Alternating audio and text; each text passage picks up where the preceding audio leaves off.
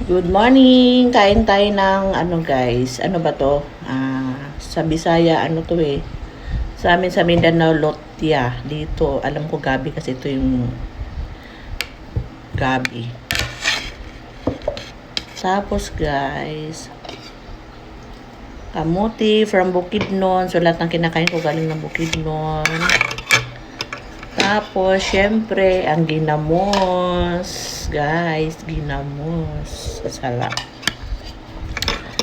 So, ito muna yung kakainin ko mga Koreans.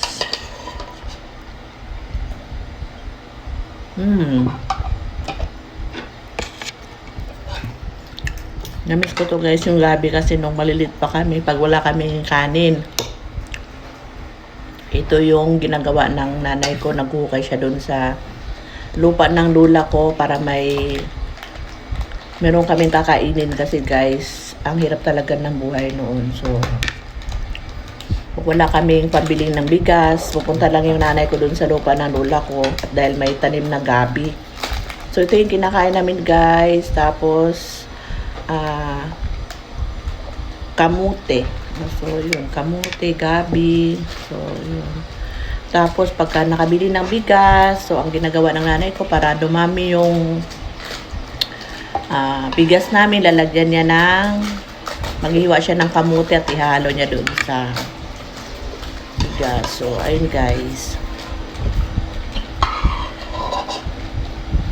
So, kahit ganon, healthy yung kinakain natin noon, no?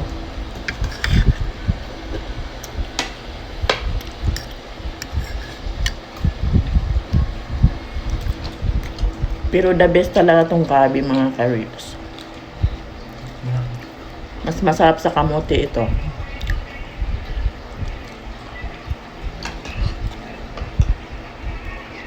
So, ayun guys, kahit na mahirap ang buhay noon, masaya ang buhay.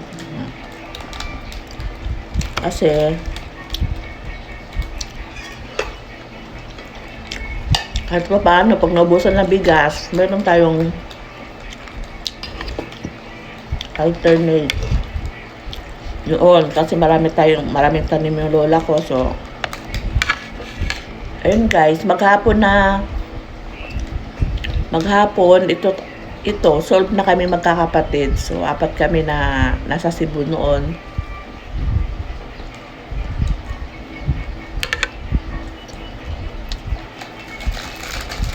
Mag-iisip yung nanay ko kung anong kakainin kasi walang pambiling bigas. Kaya yun guys,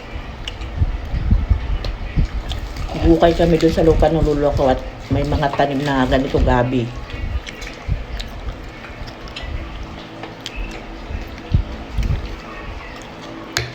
Masaya kami kahit ito lang kinakain namin noon. Kasi masarap siya. Kasi pag hindi kami kumain guys, magugutom kami.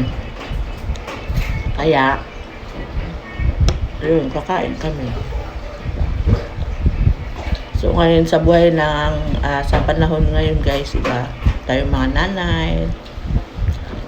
So, kung ano may naranasan natin noon, ayaw natin maranasan nila. Pero syempre guys, disiplina pa rin sa anak ang kailangan.